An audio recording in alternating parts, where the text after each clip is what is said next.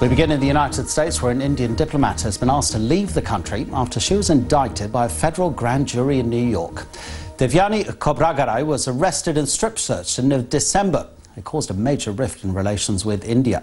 The Deputy Consul General for her country, she's been indicted on criminal charges of visa fraud and of underpaying her housekeeper.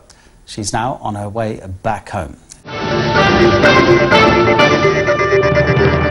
Her arrest nearly a month ago on the streets of Manhattan paved the way for a standoff that strained ties between India and the United States. And now, Devyani Khobragade is headed for India.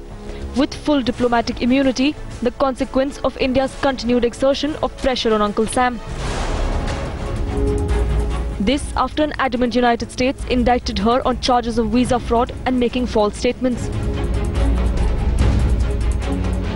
Things have come to a head here in New York in the case against Devyani Khobragade. Behind me is the Indian mission to the United Nations, where the Indian diplomat has spent much of the last few weeks holed up.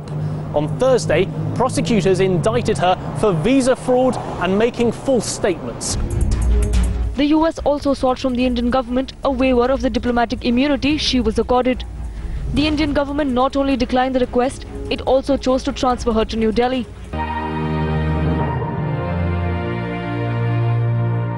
Well, Khobragade's father says his daughter acted in the interests of Indian sovereignty. Devyani today left the US soil with full diplomatic immunity, vindicating the stand that whatever dispute being raised in the US is a prerogative of the sovereign country India and only can be adjudicated by the Indian courts. This was of paramount importance to her, and even where feelers were given that if she compromises on this basic principle, she can continue to stay in United States, she rejected offer outrightly. But crucially, the charges against Khobragade will remain. She will have to face them if she returns to the US without diplomatic immunity. Her husband and children, remember, are still in that country. Her father saying that even though he's happy that she's coming back, this is a battle only half won. The US government requested the government of India to waive the immunity of Councillor Khobragade.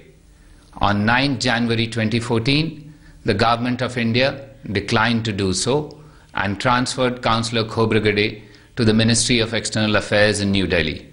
She has since departed for home. We have proved that nobody can take India for granted, because whatever has happened there was the most unfortunate in the diplomatic circles. Such a thing has never happened. Whether it is America or anybody, India is not going to take things lying down. We have retorted in the strongest measure possible, and that has produced results also. Devyani का मामला बहुत मुश्किल से उसको निकाल कर लाए कि अब वो वापस अमेरिका जा सकती है। उसके पति अमेरिकन नेशनल हैं, तो वो क्या वापस जा सकती है अमेरिका? इस केस के रहते हुए नहीं जा सकती है। मेड जो संगीता रिचर्ड्स है, उसके हस्बैंड को और उसके परिवार को यहाँ से अमेरिकी दूतावास ने अमेरिका भेज दिया। वो हमारे देश का नागरिक है। हमारे देश के नागरिक की सुरक्षा हमारा कर्तव्य है कि अमेरिका का कर्तव्य है? इस पर भी हम चुप बैठे हैं।